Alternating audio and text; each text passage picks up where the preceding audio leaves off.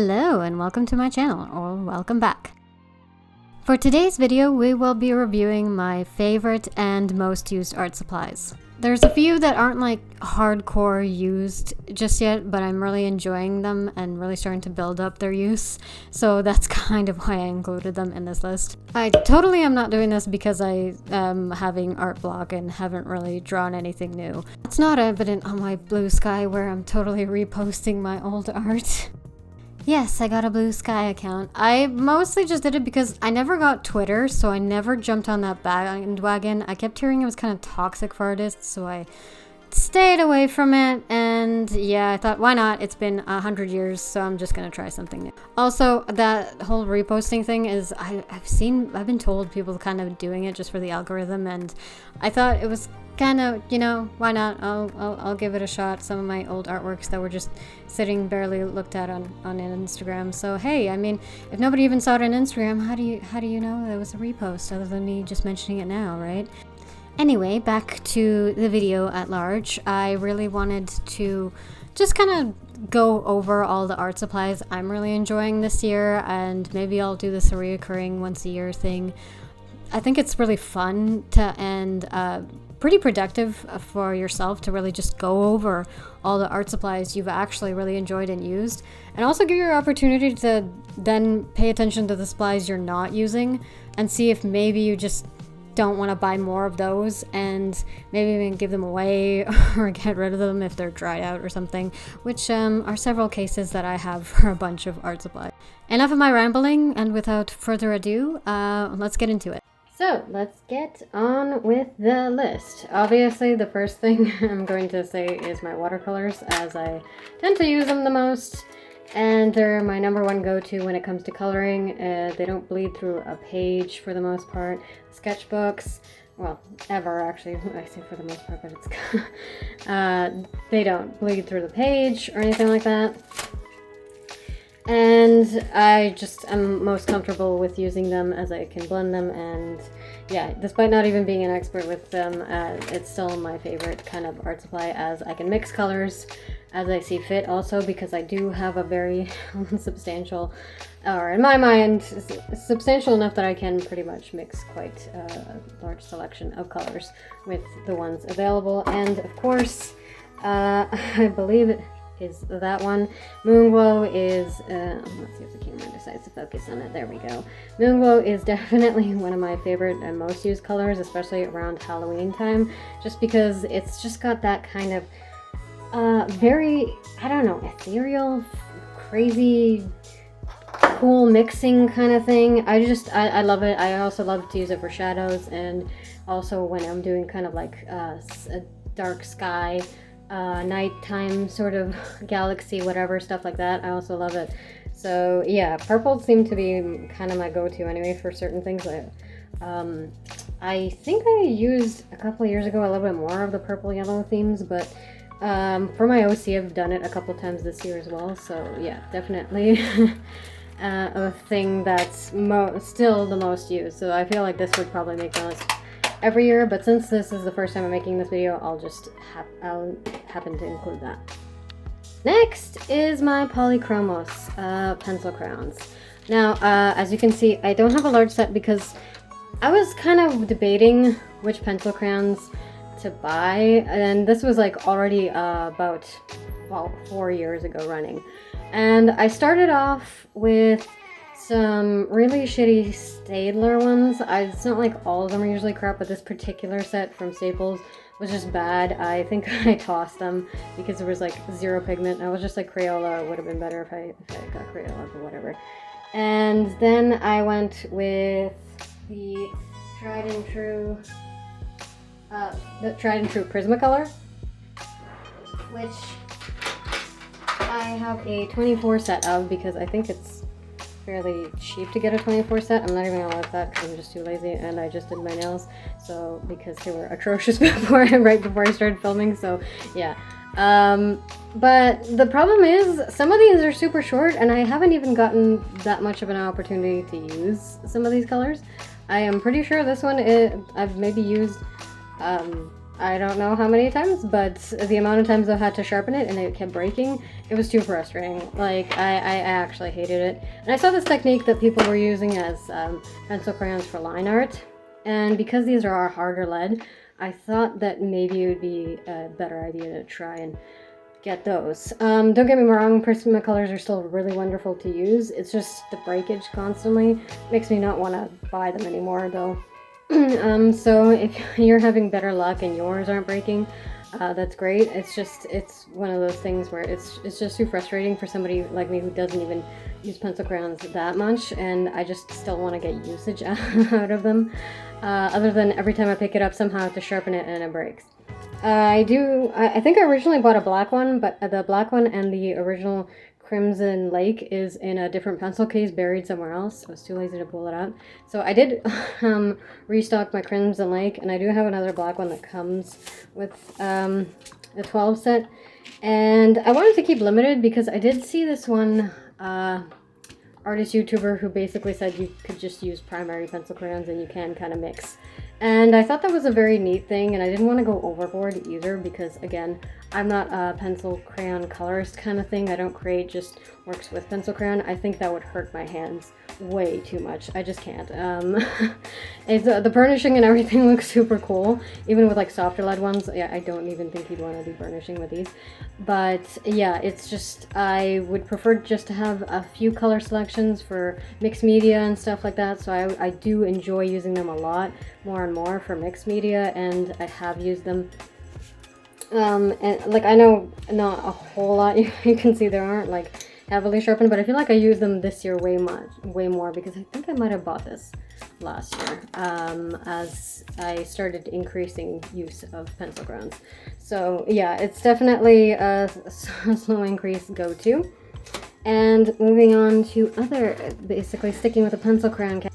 So next we have Durant Inktense. So I wanted to include this definitely on the list because I've really started enjoying using these, and I think I bought them during the summer. There's some, or maybe in February. There was a certain point I bought these, and I haven't gotten a chance to use them as much before, but now I feel like I started increasing the usage of them quite a bit, and it's definitely one of my favorite ones to include. I haven't even needed to sharpen a bunch of these, by the way, just because that's the benefit of any water soluble pencil crayons, is a little kind of goes a long way when you're using certain ones. So I kind of enjoy the extra kind of touch of them, and I specifically did go for Inktense ones so they wouldn't be reactivatable after like the first wash or whatever.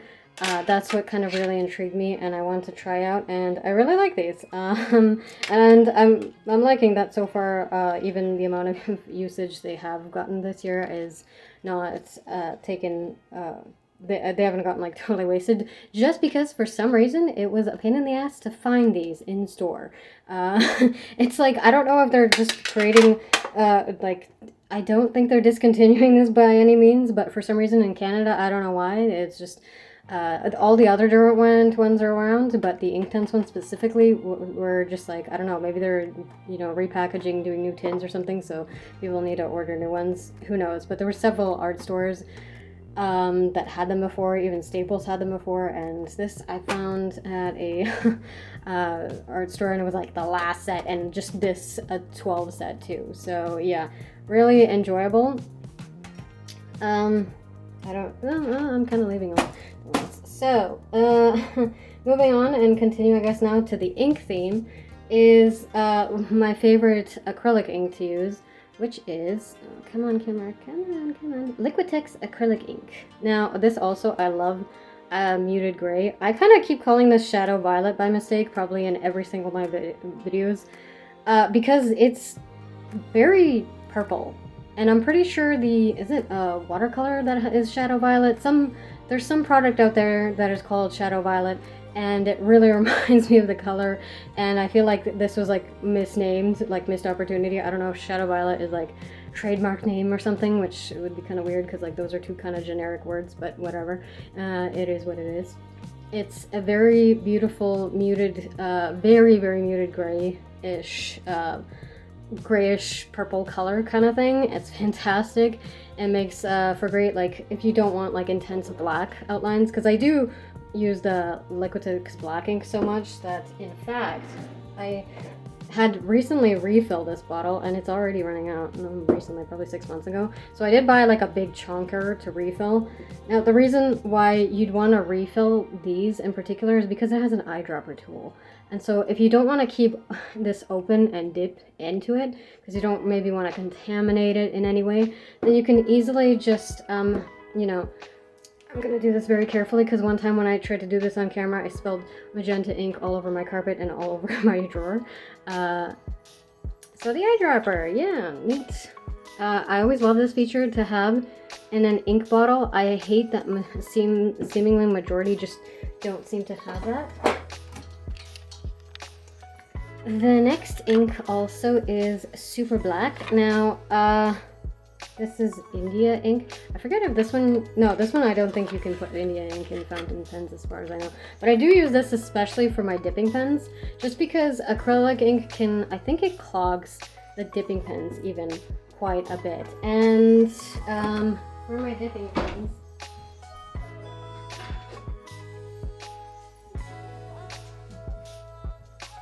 so I think this one came with a random, it was like a random manga set or some stuff, like a generic one at an art, I bought an art store, Desairs or something, and I think it came with this barrel and a couple of options, but it's got quite a bit of, here, I can even demo. So, the demo of why ink is great to have an eyedropper is you can just do that. Now for dipping pens, you ideally want to dip in something deeper than this, but it kind of works, and I kind of do this with acrylic inks just because, and then you kind of got a very nice line. So these were incredibly cheap, but they work very well. And you just have to obviously make sure you clean out your brushes. For once, I don't actually have any water in it, so I'm just going to do it very... So yeah, the Speedball in particular is just very nice black ink. I also use like brushes with ink and a separate set of brushes with them, just because ink itself will kind of destroy brushes or something. At least India and acrylic ink really wreck it, and it just starts to feel very dry and brittle. There's only one product, this like little soapy thing, which is I might pull out and actually show, that it does seem to recover it a bit. Like it kind of gives it a little bit new life, but yeah, otherwise I definitely recommend make sure your your ink brushes are completely separate from everything else, because yeah, it's a rough ride. And I also forgot to mention, with acrylic ink usually I'm doing using brush liners. I had a hard time finding a good brush liner, so this is Da Vinci Nova one. Here in Canada for some reason, because every art store I went to, I think I mentioned this in a previous video, probably an art haul, where it felt like a tornado went through the brush section, where like a lot of them are already fucked up. The plastic thing that's supposed to be on these is off. I don't know if people, you know, they don't stay on that well to begin with, but it's really irritating when it's just like, there's zero care in it, and they're kind of like selling them like that, and they can get potentially wrecked. It's really hard to maintain these suckers, right, because of the fine thing, and I didn't pay that much for it. I happened to get it in Serbia just because I was in an art store and I just saw that they had a bunch of those, so I bought like a bunch there because they just look like they were well kept or something. I'm sure there's like a bunch of art stores that do better jobs of keeping whatever the brush is. Just at the time I was just Desairs, Michaels, and I can't remember what other art store or something it was. And I guess maybe because they're bigger chain ones, they care less or something about their art supplies. The smaller ones would probably care more. It was frustrating where I couldn't even on-site find ones. Oh, and buying online, the reason why I didn't is because every company seems to like have different sizing kind of things. So I've seen ones that are much smaller than this, and I've seen two, like, I think I owned something that was said it was 4 and it was the same size. So it's it's a nightmare to kind of figure out for myself. I don't know why, but yeah. But it definitely, this is something I use a lot and would recommend if you like inking your lines with a brush. This one so far has lasted quite a while. This isn't even from this year. It's just something that I've definitely used a lot this year. And something I did buy this year is the Light Wish Phoenix brushes. I think these are Light Wish. I think I mentioned them in a previous video. Now these two I haven't even opened up because this one's such a big chunker. I haven't really needed it. And then I suppose I could use this one, but maybe I'm just being precious because I do have like a whole bunch of watercolor brushes still.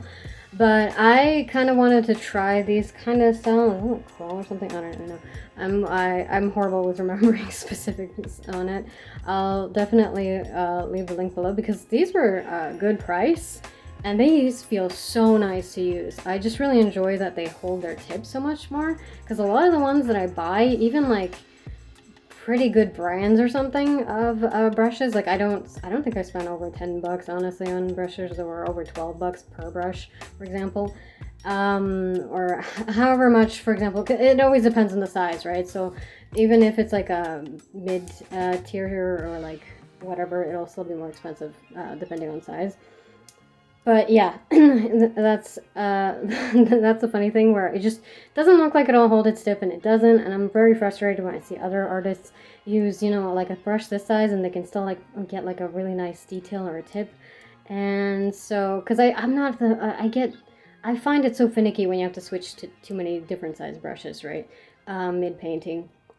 So these have been fantastic so far. Really been enjoying them. They hold a lot more water for sure, so it's about a little bit more control, but it's really nice because they can even hold a lot more pigment. So yeah, I use this for watercolor and gouache as well, just because gouache is not like it's also water soluble, whatever, so you can wash it out easily. So it's pretty much the same family, so I don't find I'll wreck any of my watercolor brushes. And I'm not like watercolor fancy purist or anything like that. I'm just very mixed media, so for the same painting I'm not going to be switching entire sets of brushes between, right? I don't know if people do that or care to do that. So, and I don't think nobody sells like specifically gouache brushes. So yeah. That is for those. Another thing that I just used up the previous one is drying gum or masking fluid.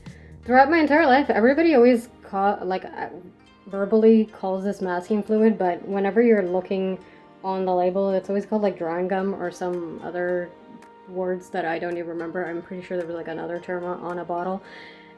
And honestly, I just I love this stuff. It's really good because the previous way back, I don't know, a decade ago or something, version I've ever used, and not specifically for this brand, but whatever I bought, it was so crap because it was hard to see after you put it down. So this one's blue, and when you put it down, you can kind of see it. It's got this like weird surface, and every single time I put it down, I'm paranoid I'm about to like wreck my entire painting, and it's never coming off. It smells like fish. So it's nasty, so keep in mind, don't like inhale near it and just close it immediately once you're done. You also have to be careful and use a completely separate brush with it or whatever. Just read the instructions. I don't know if it's like highly toxic or anything. Does it have one of those AP thingies? No, it has a CL. I don't know what the hell the CL one is, but yeah, just if you are very sensitive to stuff, just be careful. I've never gotten it really on my skin, so I think maybe I got like a touch of it or something when I spilled the previous bottle ones. But overall, this product is really great because it really does its thing, and it kind of rubs off really easily. You don't even have to like scrape it really off. I'll like kind of pick it, even if my nails are too short or whatever, it's fine. And this stuff is just great. The only problem is, just keep in mind, it doesn't last over a year. It seems like, I know even my previous ones went bad pretty quickly, like maybe about a year. So the previous one, I lasted, I think, a year or something, because I don't know if I had it that long. And so just keep in mind when the texture and the consistency of it starts getting weird, it's probably just best to toss it and buy a new one. that is a high recommend for watercolor usage, just because blocking out spaces is really good. So one of my last things I will say, which is one of the most recent purchases actually, is these zebra pens. Now, I have gotten to use these products actually throughout the year because my boyfriend had them, so I got a chance to, like, you know, use a little here and there, but I felt bad to completely, you know, just go ham with constantly stealing it, so I decided, you know what, I'm constantly wanting to borrow and use them, and I don't want to waste all this ink, so I'll just buy a set for myself. It's not that expensive. I bought it, I think you can buy these individually also on Amazon. And I have no idea what art stores actually hold them. I don't think I saw them for any of the local art stores in Canada. I could be wrong. It could be like one of those like individual ones I haven't checked, but like bigger ones I didn't see. But it came with like a 4-pack or something, so each one was individually bagged. And it wasn't like it was in a box or anything, but that was fine. It was funny because while I was in Japan, I thought I bought at least one zebra pen, but it turned out it wasn't a zebra pen. Anyway, these are great. Now, I kind of I don't know if this is like the hard brush or not, but like getting the line width variation for me is something I absolutely enjoy when I'm doing any kind of inking. Because with the felt tip pens, the number one issue I've always had is you kind of have to go back to add that line weight variation when it's just like, you know, one specific one. And it kind of slightly drives me nuts because then I'll make a good line, right? Like I'll make a great mark that I'm proud of, and then going back in, I'll just completely ruin it the second time. And it'll be frustrating, you know. I try to be very confident with my lines, but it takes a ton of practice, and I'm still bad with it. And yeah, there's no undo buttons, right, in real life. So I kind of prefer things that'll allow me to get line variation. That's kind of why I gravitate and use a lot more of my brush liner for finished work sort of thing. But the only thing about brush liners is you have to set all that up, right? And I have to specifically use it at the art desk, right? Because I don't want to accidentally spill all the acrylic ink all over, you know, my keyboard, or spill it all over my couch. And so this is kind of more convenient and a lot more chill, and it's very easy to go kind of thing, which you can pack up and go. Another thing I realized, I can't remember if it was this one or no, it was a smaller bottle that I had poured ink in to take to go to use my dipping pen.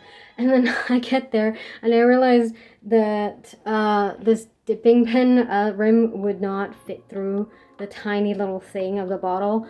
And so that was, yeah, that's another thing where it's just like sometimes your entire setup just doesn't work when you're on the go or painting and drawing somewhere else. And, you know, it kind of is meaningful to have that option there. So yeah.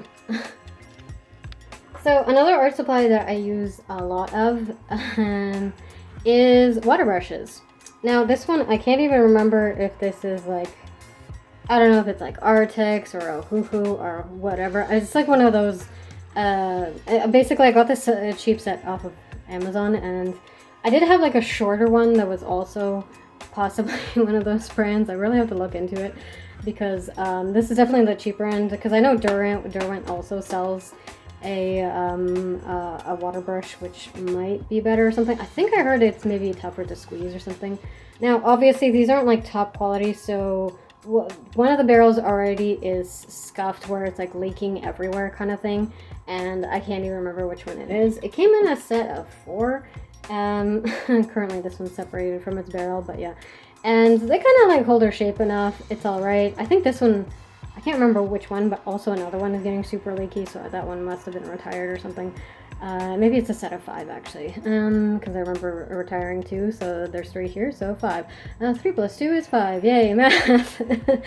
Apologies. My brain's melting. I have so much freaking work, and also a bunch of personal projects I really want to get done. I really hope your holidays are going well as well. And so, yeah. These are just very great to have around. I also like using them with the Inktense, especially when I'm just like doing my sketchbook, because when I'm using my sketchbook, I tend to be like somewhere far from my art desk, so it's a pain in the ass to, you know, pull out my watercolors, because then you have to have a whole ass water cup, and I'm not as big of a fan using these with actual watercolors, because I find sometimes it can get very muddy because you don't really have anywhere to rinse out your brush and stuff like that. When it's like the Inktense ones, I feel like it's a little bit easier, and like you can kind of like wipe it off and whatever. So I still use these a lot every time I'm out. So and now a lot with these Inktense pencil crayons. And yeah, there I did just get two lovely travel brushes, like regular ones that you can put in for as a Christmas gift, though. And I'm only not putting those on the list because I just got them, so they're so brand spanking new. I did start using them, but it's not really most used, I guess. So that's the only reason. They'll probably make it on the list for next year if I keep doing this. My number one reason why I did this is it's a good way to sort of document all the art supplies that I particularly enjoyed, and then going over it, I can kind of definitely see what I am using more and what I'm using less. I've started to really embrace mixed media little by little, which is helpful. I'm sure that oh, there it is. I'm sure you've noticed that I didn't quite put it in my gouache, and it's not because I hate gouache by any means. It's just being very intimidated by it. So I haven't spent a lot of it. Like, I did spend an entire white tube, so it's getting there. And so all I can say is like the Holbein gouache is definitely my favorite. It's absolutely like the best one, but honestly the rest still feels really nice. It's just specifically the colors of Holbein I really like the most. It's not that the texture of the Engram or Winsor & Newton ones have anything wrong with them by any means. I don't notice any difference in the quality or the texture. I don't have like a lot of, I think I only have like 2 colors for these, and then Winsor & Newton I have a mixing set. I haven't used a whole lot of this one because it's like repeat colors, so I didn't bother squeezing out too much of any of these. I think they're in here. I wouldn't recommend getting the mixing sets because I don't really like the colors combined. I can still make it work and it's fine. You're not like screwed by any means. It's just I don't find like it's as good of a option for mixing sets. But either ways, like I like to use the colors individually for different stuff. So by no means are the colors a problem when I already have like a bunch of options to mix with them. So I am totally fine. And that's part of the reason why I didn't actually get like a big set of Holbein gouache while I was in Japan, because I realized I haven't used a whole lot of these and I feel really bad for the tubes I already have. They haven't like been completely spent, and to be honest, when I'm squeezing out a few of them, they're already kind of like slowly drying up in the thing because I bought them 3 years ago maybe. And so you can see how I've been struggling to kind of use them because I keep getting intimidated and I'm very precious with them. But the good thing about gouache is even if it dries, you can still get to it and you can still use it. You can reactivate it. I know some people out there say you can't use reactivated gouache, it'll never be the same. That is not true. You can totally use it and it still can maintain its opacity. I believe there's definitely 1 or 2 artists out there that I saw that even did a test of trying their dried up gouache and their not dried up gouache, and I think there was maybe like 1 or 2 colors that made a difference. The only one is white. You want to make sure you have fresh white always. I find that one is terrible. You can't really get it reactivated very well. And I say this definitely because I do have like the Shinhan paints, which I started using again this summer maybe, because I realized it is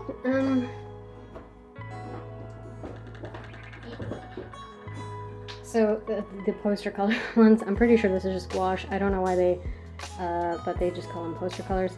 And so it's completely dry, but you can totally still use them. And they are beautiful colors, so I'm glad. I bought these, I don't know, before 2020, and maybe even a couple of years before 2020. Potentially something like that.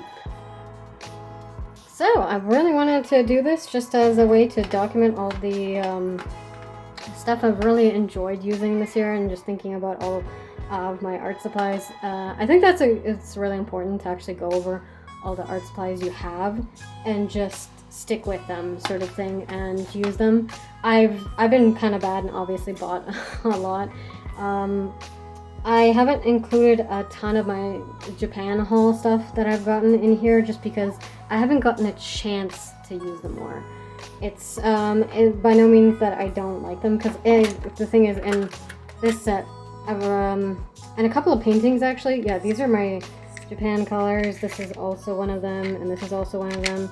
As you can see, I haven't gotten a chance to actually like pour and use a whole lot of all of them. Like, I did actually sample them on some other places and did use them, especially during October, but otherwise it's just, yeah, it's kind of bad when you have like so many art supplies and so many distractions on, stuff like that, and then you get out of the mood of no inspiration to paint or draw, and you don't know what to paint or draw. So it's been a little bit of a journey, so I'm just looking forward to using all my supplies more that I'm really loving. And that last, I posted it, but I didn't obviously record myself painting at the Dandadan fan art that I did. That was one of my favorite mixed media pieces I've done, just because the fact that it just all came together just by using all the stuff that I had, and it felt really good having it come together. I think it was like something else I also painted where it was like mixed media, and it felt really good. And the last several, oh yeah, the last video I posted, that was also very mixed media, and that felt really, really nice. I love painting. I really enjoyed in the end painting Jiaoqiu, because it really came together just using all the art supplies. And yeah, so I recommend, sometimes if you feel like the thing you're working on isn't really coming together, just try like adding other media to it, basically. Because that can definitely fix or save a piece. Because the Dandadan one, I was actually started painting that not at my house. It was like at an art meetup, and it was going okay, but when it just didn't feel like very finished. I really wanted a background for it, and then because I was dumb, I forgot that I had bought a new masking fluid and that I was at home. I could have just masked them off, and then I could have made a really nice solid color background, or just like a nice solid wash watercolor, but I didn't. I got finicky, so then I realized, oh, I had the acrylic markers, so I did that and used those because I had matching ones for certain colors I was using with watercolor, and it really saved the piece. I really enjoyed it. I think I'll probably, in editing, will probably add it, has already added it by now to show off. I posted it on my Instagram and Blue Sky or whatever. And so yeah, definitely go through your art supplies and see what you love. I think I'll be making a video also of my least used art supplies, because I think that's also important to go over and really assess. I actually might even be giving away to my art friends my acrylic alcohol markers, because I just am not a fan of them. I hate the fact that it bleeds through paper, so then automatically the other side of the sketchbook paper is unusable, and I prefer using mixed media paper anyway, and those suck up the ink of alcohol markers a lot more, so that's not so good. So there's a lot of reasons why I'm just not much of a fan of it, and I've tried it, and I did even do that one piece of then one artwork of the Honkai Star fan art. It's just not for me, right? And that's fine, that's cool. So I really wanted to do this just as a way to document all the stuff I've really enjoyed using this year, and just thinking about all of my art supplies. I think it's really important to actually go over all the art supplies you have and just stick with them, sort of thing, and use them. I've been kind of bad and obviously bought a lot. I haven't included a ton of my Japan haul stuff that I've gotten in here, just because I haven't gotten a chance to use them more. It's by no means that I don't like them, because the thing is, in this set, and a couple of paintings actually, yeah, these are my Japan colors. This is also one of them, and this is also one of them. As you can see, I haven't gotten a chance to actually like pour and use a whole lot of all of them. Like, I did actually sample them on some other places and did use them, especially during October, but otherwise it's just, yeah, it's kind of bad when you have like so many art supplies and so many distractions on and stuff like that, and then you get out of the mood of no inspiration to paint or draw, and you don't know what to paint or draw. So it's been a little bit of a journey, so I'm just looking forward to using all my supplies more that I'm really loving. And that last I posted it, but I didn't obviously record myself painting at the Dandadan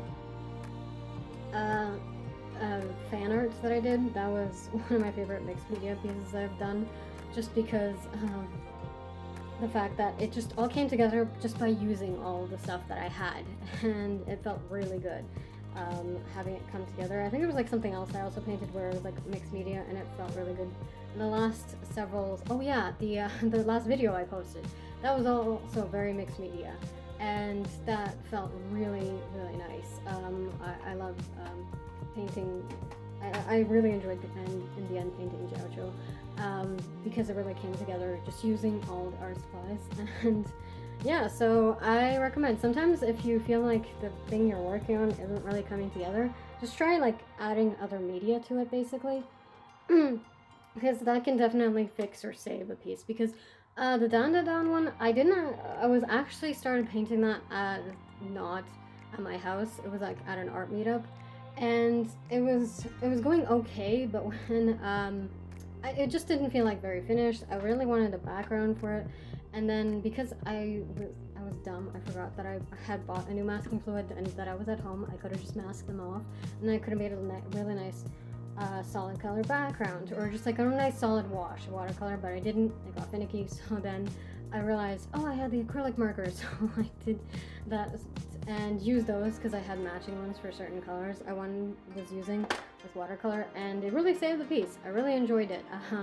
I think I'll probably, in editing, we will probably add it, or has already added it by now to show off. I posted it on my Instagram and Blue Sky or whatever. And so yeah, definitely go through your art supplies and see what you love. I think I'll be making a video also of my least used art supplies, because I think that's also important to go over and really assess. I actually might even be giving away to my art friends my acrylic alcohol markers, because I just am not a fan of them. I hate the fact that it bleeds through paper, so then automatically the other side of the sketchbook paper is unusable, and I prefer using mixed media paper anyway, and those suck up the ink of alcohol markers a lot more, so that's not so good. So there's a lot of reasons why I'm just not much of a fan of it, and I've tried it, and I did even do that one piece of one artwork of the Honkai Star Rail fan art. It's just not for me, right? And that's fine, that's cool. So if you've gotten this far and watched the video, I hope you enjoyed, and thanks so much for watching. Please leave a like if you did like the video, and subscribe if you want to hear more crazy ramblings of this artist.